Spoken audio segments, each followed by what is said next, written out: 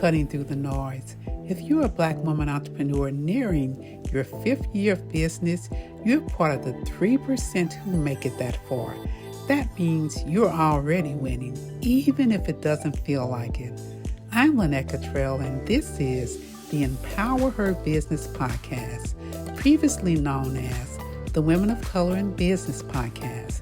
I know what you're carrying because I've seen brilliant Black women founders quietly wrestling with fear, money shame, and the pressure to get it all right. Well, here we dig into what's stopping us at the root, the mindset, the funding walls, the biases, and self-doubt. We bring you stories, systems, and strategies you won't hear anywhere else. If you're ready to drop the shame and build like a CEO, you're in the right place for the right support. Let's jump into another great episode. Hello, everyone, and welcome to another episode of the Women of Color in Business Podcast. We have with us again today another beautiful Black woman entrepreneur who is going to share with us her business journey. So we'll begin by allowing her to introduce herself and her business. Hi, everyone. I'm Dr. Cicely Horsham Brathwaite, and I describe what I do as helping Black women shed exhaustion and create a life and a business and career that they love. And it's one of the joys of my life. Beautiful. I love that. Helping Black women shed exhaustion. So how long have you been in business, Dr. Cicely? Yes. So I have been in business for myself. I would say, I should know this, but it's been at least 15 years. Oh. Like everyone, my business has morphed into different things as I have grown and changed. Yes, that pivot, I love it. Yes, and that my awareness has grown and changed. Yes. So I've had many lives in my business over the last 15 years. Yeah. Okay, lovely. So what you're currently doing with helping Black women relieve exhaustion, how many years have you been doing that particular part? Yeah, I have been doing that for the last 7 years. Okay. And officially doing that and having that as a focus of my practice. But I would say back when I was first working on my dissertation was on African American women who had moved from public assistance to working and what the process was like. Okay. And the process of doing that. And so that was in 2000 is when I was collecting data. So in the process of collecting my data, I created these self-care workshops for my participants. And that, along with my own personal journey around well-being and self-care, a long time practice of helping myself, my family, my patients, my friends around understanding the need towards self-care before I had to sort of convince people about self-care and why it was important in both my clinical practice and in my coaching practice. And thankfully, we are at a point where I don't have to do the same type of convincing, but rather more educating and inviting people towards self-care has really been, so it's been throughout my time, but as I began working more and more with women who work and lead at high levels, whether it's their own business or they have executive positions, I really realized that weaving in their well-being and self-care was necessary for us to work towards the goals that they had for themselves and their lives. I love that. I like how you shared that there's really been a journey in society from shunning self-care as something that's extra or really not necessary, or it's simply a seen as a luxury for only certain people in certain positions, right? To Right. realizing that we all need to have well-being, right? Like a good well-being. So, can you share with us what were some of your initial reactions you received when you would talk about self-care versus your reactions you see today? Yeah. So back then, people would express to me that they had other things that were more important to them. Yes.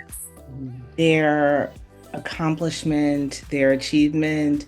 And of course, they wouldn't use those words. It was sort of Right. like, I have things I have to get done. Mm, And so just this less openness to it. Now, mm, I will say that what people would come to see me about is just feeling distress or feeling stuck in their career, okay. not being able to move forward and thinking if I work hard enough, Mm, it will get me the results I want. And I think a combination of both more openness to well-being and also what's happening in the world is that we as a culture have seen real examples that you can be very accomplished, you can achieve all the things, and on the other side of that, you may not be getting the accolades that you imagine that you would have. You may not have the emotional or financial resources or the mm. respect.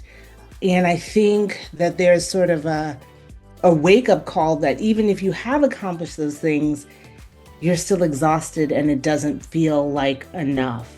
And so I Mm, think what is different is before it was, I'm desperate, whatever you tell me, I'm going to do because I want to feel better. And now I see more of I have all the things, I met the milestones, mm, and I don't feel well. My family doesn't feel well. mm, And I need something else. I want mm. something else. I require something else. Right, right. I like that you shared that. I see that a lot in the entrepreneur arena too, because a lot of times we set goals for, by the end of this year or by the end of, 5 years, I want to be here at my profit level in my business. I want to be here at the size of my business. And then we get there and we realize it doesn't feel like that win we thought it was going to feel like, right? Because we sacrificed everything else, no happiness, no vacation, no taking care of ourselves so that we can get this. And when we got this, it was supposed to create a high feeling to replace the low feeling we had, and it didn't. So now we are setting more goals, but we're realizing that, okay, if it's not the goals that are going to make me happy, then what is it? What, because I've been told that I should be hustling to get to this point in my business and I'm here, so what's wrong? Right. Right. And what I try to always share with my entrepreneurs is I talk about radical self-love, which is it's a way of taking care of yourself, because wherever you go, you're taking you, Yeah. but taking care of yourself on a deep level that it makes you not make that goal the highest point of your life, right? That's just a part of your life experience. Yeah. But as you're going to that life experience, you want to experience joy, you want to experience peace, you Mhm. want to be healthy, right? So you want to love yourself enough to make sure you're taking care of all those things, Yeah. and that goal is not the priority. It doesn't give you the ideal that you need to sacrifice everything else for that goal. And when you get Yeah. there, suddenly you're going to just flip a switch and you're going to be happy when you haven't been happy all the way to it. Yes. And I think it's such an important point because I believe, as many do, that our businesses and the path through that business is really a spiritual journey of confronting yourself, Yes. the truth about yourself, the Mm. truth about our frailty, our life experiences that lead Mm. us to believe what is and is not possible. It Mm. represents what we heard about ourselves when growing up. It represents the hopes and dreams of those who came before us. We Yes. could do something different. And so when we move through that with a sense that the goal is the there we're trying to get, we can lose the opportunity to uncover the journey, the healing, the awareness that is part of those business rites of passage. Right. Right. And one of the things that I try to remind myself, as well as the women that I have the privilege of working with, is that self-compassion, right, which is part of that self-love, Yes. and I believe part of self-care, Yes. is necessary. It Mm. is allowing ourselves to reflect back to ourselves our inherent worth and value Mm. and our inherent ability, and that just like every other human, we are human, we all mess up, we'll have joys, but to bring that compassion, I think, is so important as we go through the business journey. And of course, sometimes people have had to remind me of that as much as I remind others or invite others to remember to Mm. center their self-compassion. Yes. Yes. I love that. That's an excellent point. Self-compassion, because that leads into, we have been, I think, inundated with this concept of hustle and grind culture. Mhm. Like, to achieve anything great in life, you have to just basically no sleep. Basically no sleep. You're a hero if you're just busy all the time. And self-compassion says that when your body is tired, when you just need to take a break, right? It doesn't have to be you working to exhaustion or you're working till you're worn down. You just want a mental break, Mhm. right? You can be compassionate enough to allow yourself to go take a walk, read a couple of pages of a book, take a nap, then come back to it later. And a lot of times, I find that we, as especially Black women entrepreneurs, we have this sense of guilt for resting. Yeah. Well, let me put this in some context, right?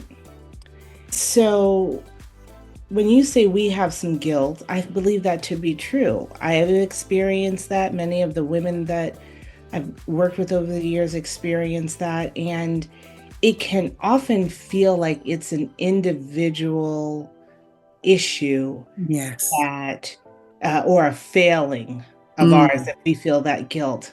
And I read this article once in the New York Times that talked about, in the times of enslavement in the United States, that our enslaved ancestors would have time off for holidays or for Sundays, that when plantation owners would give people alcohol, and folks, what happens when people drink alcohol, unlimited alcohol, and problems would come up. There'd be fights, there'd be issues, people would be sick.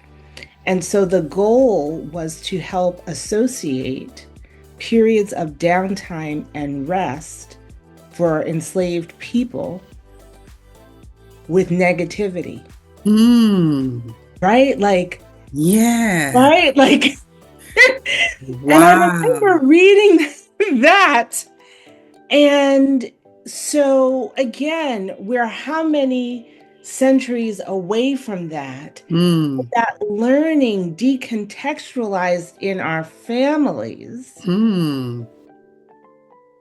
That is makes it deep. seem like I am getting that. It's like, so it's more honorable to be busy, and there's no positivity attached to resting. Right? bad comes from rest. Yeah, bad comes from rest. What do you do? You're nothing. You're wasting time. You're being lazy. There's something you could be doing. And so imagine telling folks who toil from sun up to Yes. sundown Yes. that they are lazy. Right. Right? Like imagine that becoming a stereotype imposed upon a group of people. Yes. And so it is part of the reason why folks who talk about rest, for example, as being something that is radical, Right. you can understand what it is saying. It's sort of like a reprogramming of one's DNA or genetic experience to say, wait a second, it's okay. It's actually safe. Yes. It can actually be safe for me to rest. Like, and imagine what that does, not only for your family and for the people who came before you and the people who will come after you. If what we are programming in our families is that it's okay to be in rhythm with our body, right? And so how does this relate to business? Yes. Well, first of all, I don't know about you, but before we started here, I said, I just came back from a vacation.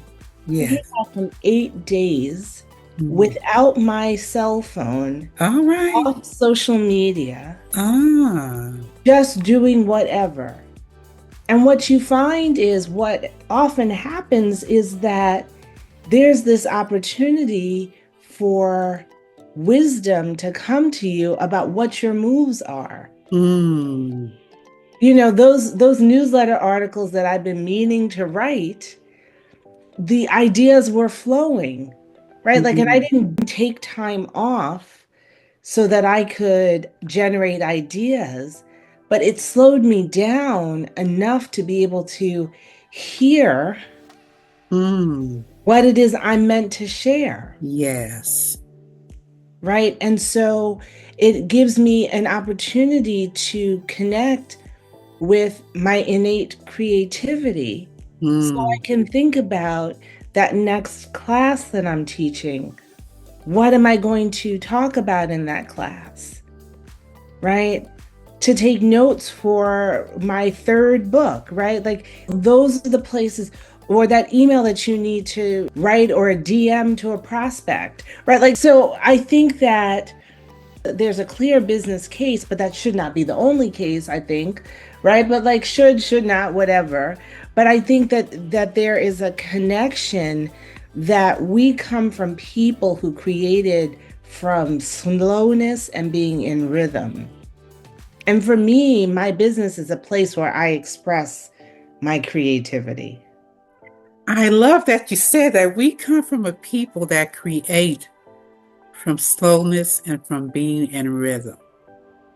So if we're constantly doing, and we're not slowing down to be still, and we're not letting our body get in its own rhythm, then the creativity that can come through us is not finding the opportunity to come through, right? Because we're so busy doing other things, even if it's there, it's not getting our attention. Right. Like, does that resonate with you personally? It resonates very much, because I'm usually telling people that to stop and rest, because your creativity usually comes through when in that quietness, right? In that relaxedness. Because a lot of times we're working on issues or challenges or trying to find a solution. And we think if we just keep working on it, if I just keep at it, I'm going to come up with the answer. When the answer is, I need to let it go for a while and then come back to it. And then the answer will come. Yeah. And a lot of times we think, no, I just got to keep going until I get the answer, as opposed to relax, leave it alone, and it will come. Because creativity requires freedom and space. It has to have space to open up. You can't be like this and think that whatever comes to you is really going to be the greatest thing you could have come up with. It's not, right? But when you give it that space, it feels like it just flows, like effortlessly. It would just come. Yes. That happened to me recently. I was trying to think, I know what it was. I was thinking about, and I just actually shared this story. Someone had asked me, because my career background is accounting. So someone had asked me an accounting question, and I was trying to think of a creative way to answer it in simple terms where they could understand it, right? Mm-hmm. And I couldn't think of the way to answer it. So it bothered me. Like I kept thinking about what. So then I went to sleep. 3 a.m. in the morning, I wake up with the answer to how I wanted to explain it. And I knew it was the answer because it felt right. It's like, yeah, that's it. And at that time, I was thinking to myself, this must be what it feels like for other people, because I hear from entrepreneurs a lot that they don't like the bookkeeping, accounting part of their business. And when they work with CPAs, they always try to make them feel like they're dumb or they're stupid, right? So I'm thinking, this is what it must feel like when they're trying to understand what that CPA or that accountant is talking about, and they don't get, they just can't get it, right? That frustration of what is it now? What does it mean? So I was trying to think of, alongside that, a solution for compassionately teaching basic accounting to entrepreneurs. Yeah. And what came to me right after that answer to that question, that I was trying to make it very simple. It came to me, counting golden cowrie shells. The name of the course. I was like, yeah. But it wasn't like I had 10 or 12 names I think about, because usually that's the process. Let me put these 10 down. Let me take it down to one. The one just came, counting golden cowrie shells. Yeah. I was like, that's it. Yes. So yeah, I have experienced that very recently, where I was trying to make my mind come up with it, and then just relaxing. So the point is, it was always there. It just needed space to come through, right? And when I was so tight, it couldn't come through. Yes. But when I relax and let some ease and just let the thoughts flow, it just came right. Like it was, okay, I was waiting to come up and let you hear me, but okay, now it's quiet. Let me come through. So definitely that resonates with me. Yes. As you were talking about that part about when you hear women say they had the experience of feeling judged or judging themselves, I think that if numbers and money don't feel like you, or accounting feel like your primary gift, right? That there's so much shame caught up in that. Yes. And it's so powerful when someone can teach you something and normalize the not knowing and the time that it takes to understand something that may not come naturally for you. And I think that for many of us, many like smart go-getter folks, go-getter women entrepreneurs, so many of us are used to other things coming so easily and quickly. Yes. It's really hard to tolerate when something doesn't. I like that. I like the way you put that. It's hard to tolerate. Yes. Yeah. Yeah. Because you feel it inside. You feel this frustration inside that, okay, I have to tolerate that. I'm not understanding this, right? When I'm used to understanding and implementing these things with ease, but I'm not understanding this. And I don't like the way that feels. Yes, especially when we're used to people coming to us Yeah. for something. And so, you know, as you're talking, I think about some what I work with folks around to shed exhaustion is around self-care. And in my books, I write about how to form self-care habits, and I write about different activities for self-care to expand our awareness of what it is. But one of the things that often resonates for people is when I talk about the three different types of self-care. And it comes up as you're talking, and we're talking about, you know, the feeling when something is hard, or you don't, or you know you need a title for this thing, but it's not coming to you. Yes. I talk about how we respond to that or how we cope with that as responsive self-care. So may I tell you about the three types of self-care? Definitely. So the first is regular self-care. Those are your self-care habits or routines or rituals that are part of your ongoing weekly practice.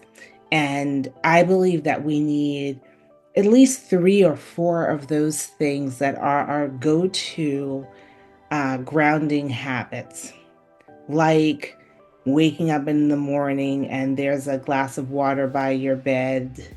You open up the water jug, you drink the glass, you begin to hydrate yourself, and you begin your path towards the ounces of water that you drink per day. That's one of the things that's part of your practice. It's helping to wake up your body. It's helping you to hydrate, right? A regular practice might be that you take a little walk during your lunchtime, right? Then there's responsive self-care. And responsive self-care helps us to meet the demands of our life. So you can engage in that responsive self-care in anticipation of something that might be stressful, or when you're going through something stressful, or afterwards. For example, I mean, someone who's going to a meeting with their CPA, right? To talk about, did they put enough away for their quarterly taxes or pay those quarterly, you know? So, and they are nervous about it. So instead of going in, holding in all of that strain or stress, responsive self-care is, okay, before I go there, before I get out of my automobile, I'm going to take 3 deep cleansing breaths, because I know that 3 just like gets me started. It helps me start to relax. Or while I'm driving there, I'm going to listen to my favorite soul, R&B, gospel song, get my spirits up so that when I go in, I've poured into my cup. Responsive self-care might be after I leave the accountant's office or get off the Zoom call, I am going to go take a 10 to 15 minute walk just to like shake it out in my body. Right? That's responsive self-care. And then restorative self-care is sort of that time away, deeper self-care that allows you to have time to pour back into yourself, right? The other stuff keeps you filled up with the status quo of well-being. Restorative helps you to have like even more, like even extra, right, in the savings account. And that can be going for massages on some regular basis. That might be the vacation away. That might be the scheduled day off that you have, that on that day you are just focusing on being, whatever that is.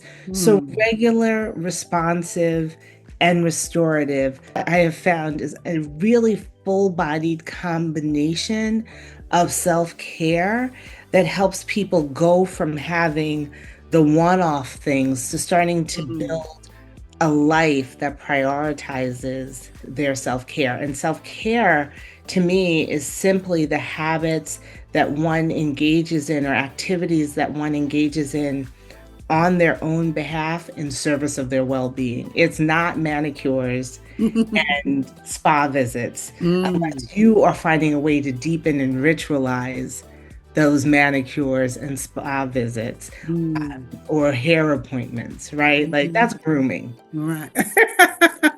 That's so true. So, So but I true. often find it's helpful to have a framework because when I say Right. self-care, people still are sort of like, Yes.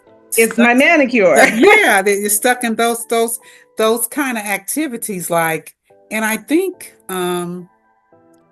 mostly because those are kind of the accepted times by yourself for Right. women, right? Like it can be, oh, I got a nail appointment. Okay. I got a hair appointment. Okay. You can't take the kids with you there. So, Right. it's There's a kind of, policy. It says no children. exactly. With the accepted, societal accepted times where you can really be alone without the kids, or be just with yourself doing something for you, right? Yes. But what you're talking about is beyond that level of grooming appointments. Because the nails are grooming too, your nails, your hair. Beyond that grooming, something that's deeper and really for you. Yes. So do you have any daily rituals for self-care that you utilize, and can you share those with us? Yeah. And I think of self-care as not just the things that I do by myself. Mm-hmm. So one of my daily self-care habits is at night, my husband and I share with one another 3 gratitudes from our day. Mm-hmm. And we've maintained that practice somewhere between 8 and 10 years. Ooh. And it's just a really lovely way for us to connect and to just let each other know something about what our day looks like. I'm not every day with it, but I'm many times a week. I take a 10 to 15 minute just lie flat without any music, not meditating, and I just lie flat to let my nervous system and my body and my energetic system just chill out. Mm-hmm. And then that is a way that helps me to just sort of like pause and to feel rejuvenated. I don't tend to fall asleep, but it feels like I've taken a nap. Mm-hmm. And then I have a lot of things that I do regularly throughout the week. I have a couple of fitness activities that I do a week. Once a week, I meet with a colleague and we talk about what our week has been like and sort Okay. of decompress as Mm-hmm. part of that. Yes. And I have the seasonal activities in the warmer weather where I live. I go out and walk daily. When it's not so warm, that is not yet part of my practice. I'm in formation there. Okay. Yeah, yeah. Wonderful, wonderful. I love that. Hey, sis, if you're loving this conversation, take a quick second to pause and share this episode with another woman in business who needs to hear it. Be sure that you subscribe and you follow also. Here's the truth. Out of every 100 businesses we start as Black women, only 3, you heard it right, only 3 make it to see 5 years and beyond.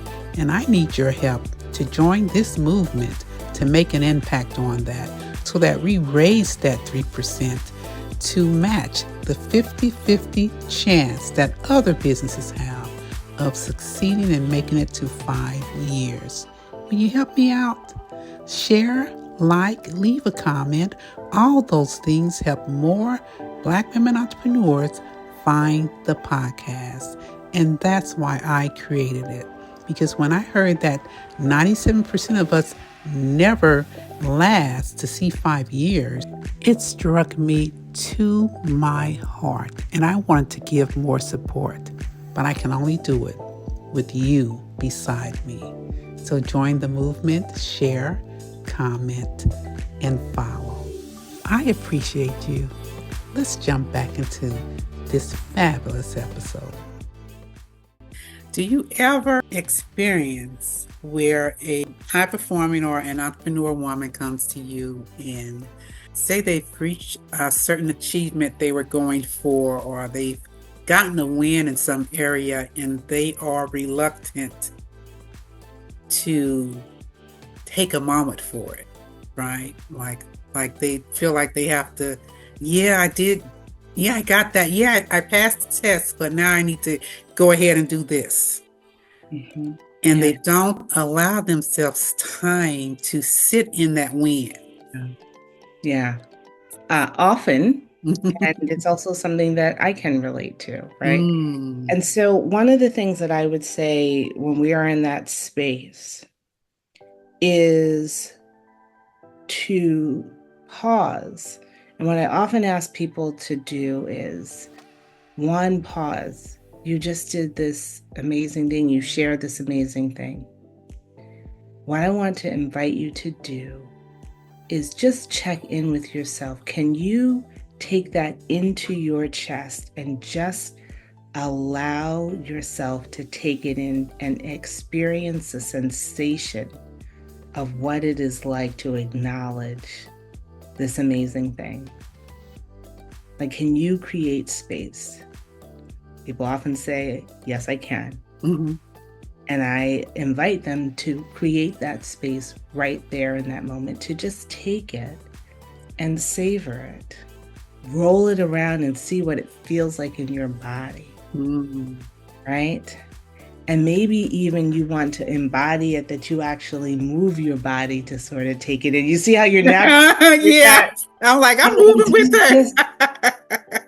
Just to allow yourself to take it in, right? Yeah. And then what I invite people to do is, okay, what does it feel like to take that in? Right? Now let's also talk about, how are you going to celebrate that externally before you move on to the next thing? So how are you going to celebrate it? Are you going to write about it? Are you going to gather some good friends and go out and celebrate? Like, there needs to be a way to celebrate. There is far too much in this world that does not celebrate us. So it's incumbent upon each of us, I believe, to celebrate ourselves. And that's also why relationships are so important, right? Like, so that we have people in our lives that want to celebrate along with us. Yes. Who have the capacity to say, come on now, let's go, like, celebrate. We're going to do this. Right? So what I encourage people to do, sometimes they're practicing it with me in our coaching work, but the goal is to not always have to practice it with me, that you are generalizing that to your day-to-day life. Right? And not only are you generalizing it to your day-to-day life, but you are helping to build those practices and strengthen them within our circles. Right? But I think it's often that we move on to the next thing. Yes. And I think, for those of us who have the experience of working in organizations, right, whether that is a corporation, a nonprofit, a school district or school system, college, wherever it is, so many of us are where we are because we knew how to deliver output after output after output. And not just because we wanted to, but because it was required of us. And so oftentimes the shift that helps people to go to the next level in their business is to learn what it is they need to shed that is no longer adaptive for where they're trying to go. But like, they're doing too many things, they're multitasking, they're not outsourcing or delegating things, they're in the mix too much. And part of it is, you got to let some things go. You don't need everybody's win, right? Right. Like Yeah. have your, like other people can have the wins in service of the vision that you have for your business. Very good. Very good. I love that you shared that you encourage your clients to not just work through this inside your office with you, but to make it something general in their life and in our communities, in our societies. Yes. It is because, like many of us, I'm clear on what my rooted mission is. And my mission is to help 1 million people to make self-care and well-being part of the generational legacy and wealth that they pass on. So when I'm clear about that, Hold up. I need to sit with that. I need to sit with that. I love that. You're going to have to repeat that one again. yes, it is to help 1 million people make self-care and well-being part of the generational legacy and wealth that they pass on. Wonderful. Right? Because I mean, what good is wealth if you're not healthy enough emotionally, physically to experience the fruits of the labor that was contributed before you and during your lifetime, right? Like, so to me, our well-being is what matters. When I think about my grandmother having demonstrated the early symptoms of dementia right after I graduated from college, and knowing that her sister, my great aunt, had dementia, and knowing that another of her sisters, another great aunt, had dementia, and coming to learn over time that that is not a given, right?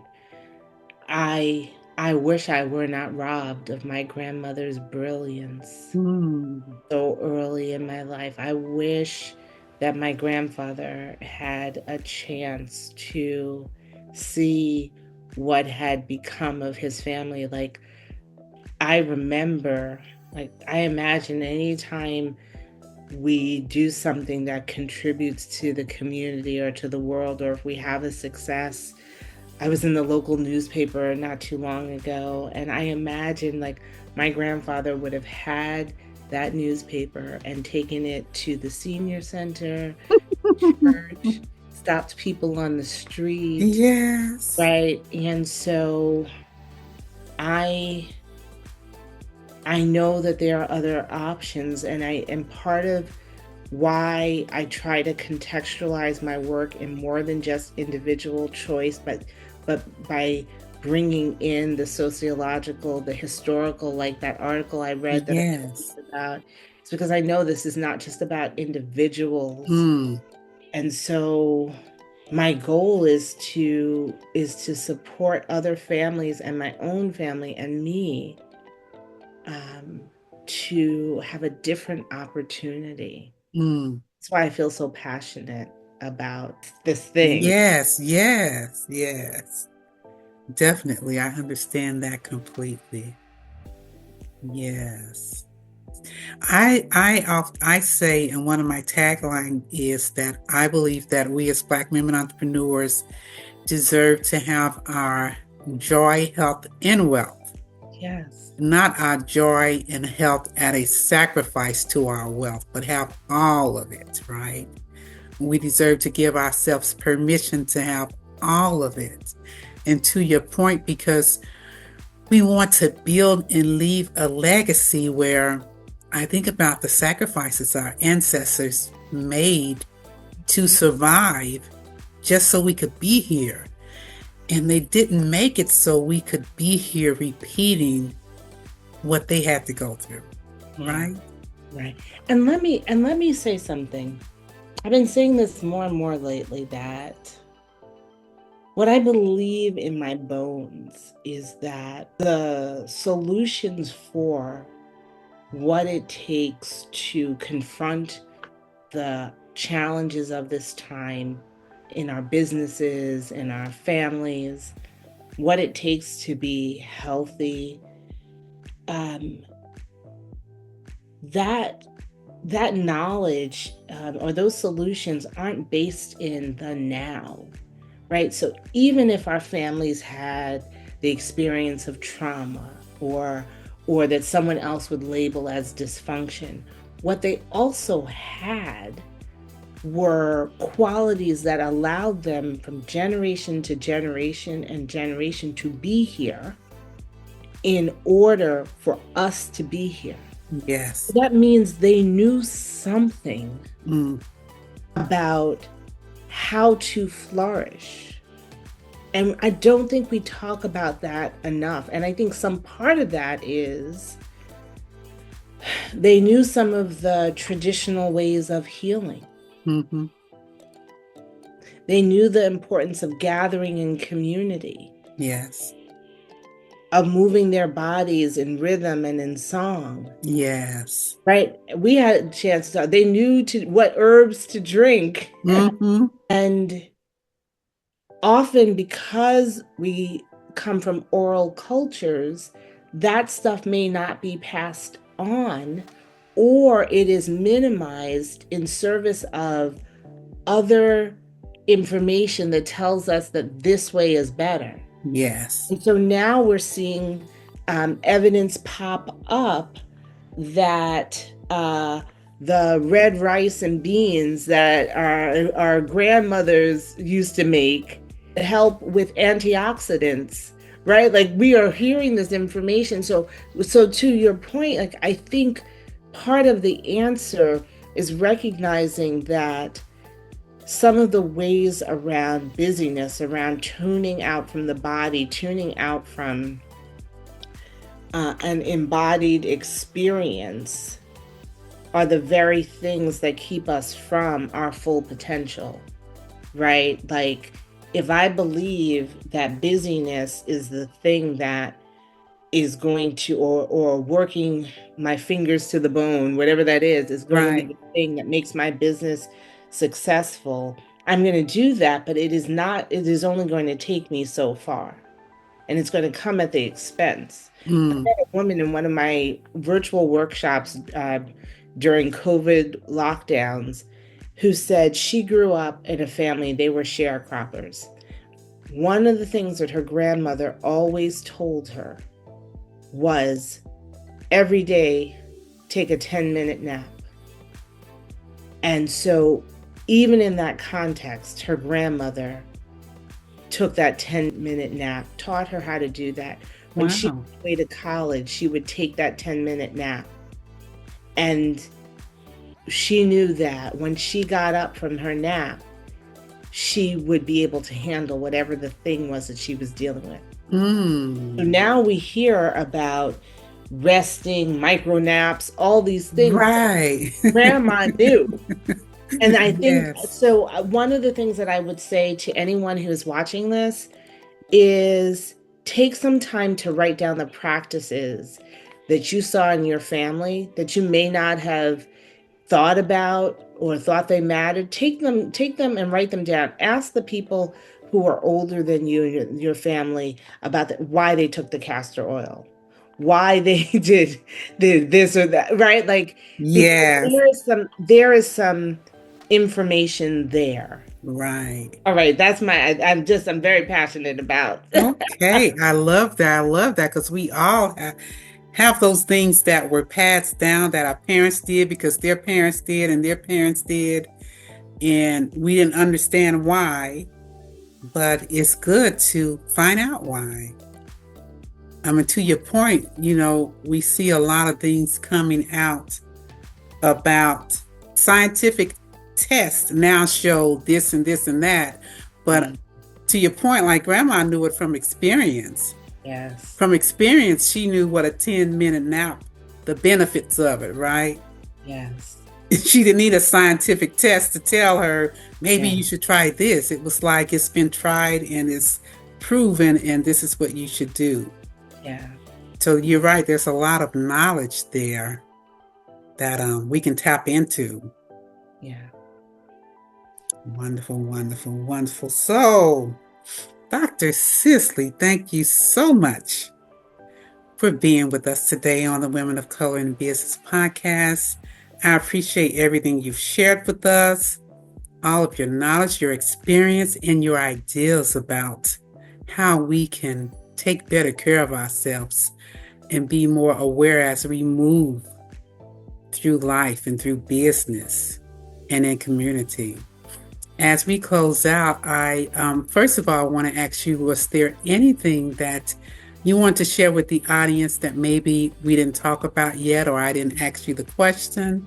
Well, one of the things I'll share the name of my most recent book, and Yes. it's called Self-Care Activities for Women. Okay, and it's available. It is available pretty much wherever books are sold. Wonderful. You can find it on the shelves at Barnes & Noble. You can find it on bookshop.org, Okay. your local bookstore. So it's out there in the world. And I would invite your listeners to follow me on Instagram. I'm at Dr. Cicely Brathwaite. I'm there, and on there you can also click the link for my newsletter. The thing that I would also say is, there are all these stages of entrepreneur living. Mm-hmm. And you're transitioning from just working your 9 to 5 to being in your business, even starting your business. One of the key things that I have found is being able to set up clear and consistent boundaries with yourself and with people in your life so that you can then move into prioritizing your self-care, your slowing down, your well-being. And in that is also prioritizing time for spaciousness to dream and ideate about your business as well as implement. And so because I have found that is such a challenge, I have a course coming up on boundaries. Hey, I love that. And also a small group coaching on women who really do want to shed exhaustion by letting go some of the energetic blocks that keep them from advancing where they want to go in a community of like-minded women who want to be held while they're also moving toward their dreams. So follow me on Instagram. Look out for those announcements about my upcoming courses. And whatever you can do to take a little bit more time for yourself consciously, that's what I invite folks to do. I love that. I appreciate you sharing the ideal about taking time to setting those boundaries, but also taking time and giving space to ideate about your business. I think a lot of us struggle with that. We're so into it. We're so busy doing it, making it happen, that it has to be a very intentional and conscious effort to take that time to ideate about it. Yeah. So thank you for addressing that for us and with us. So we would definitely be connecting with you on Instagrams and getting your newsletters so that we can know when you have something new coming out that we need to be a part of. Thank you for that. And thank you for what you're doing, Linette. I mean, both the spirit of service that you bring to your work so that others don't have to figure things out just by themselves, and your commitment to having other leaders come and share so that it's a learning process for your guests, for your listeners, for you. It's just your generosity of spirit. I appreciate. Thank you. Thank you. I wish you continued full-bodied joy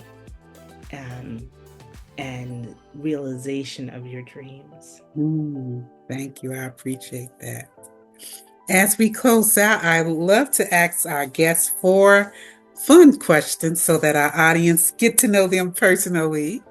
The first one for you is, if you can have a conversation with anyone from any time in history, who would you choose and why?